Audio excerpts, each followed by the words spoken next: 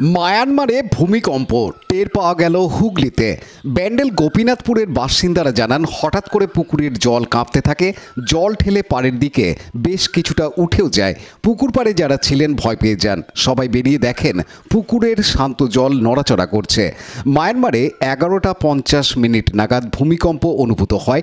Richter স্কেলে তীব্রতা ছিল 7.72। এই প্রসঙ্গে দীনেশ ঠাকুর জানান। পানুপালের রিপোর্ট, হুগলি টিভি।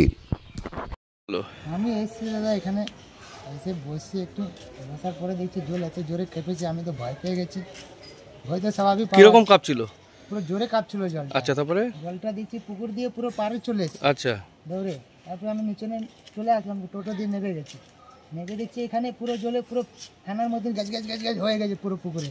তারপর দেখছি পুরো পুকুরে জলই কাঁপছে। তো ভয় পেয়েছিলেন? পাওয়ার আছে, হ্যাঁ তো দাদা, ভয় পাবো না বলো? এটা তো ভয় পাওয়ারই আছে। আমি তো পেয়েছি, আবার মানুষকে ডেকেছি, ডেকে সবাইকে বললাম দেখো, সবাই তখন বলছে হ্যাঁ জল তো এরকম কাঁপে না আমাদের পুকুরে কোনো দিন। আমরা তো এখানে বসি রোজই, আমাদের পাড়ারই তো ছেলে।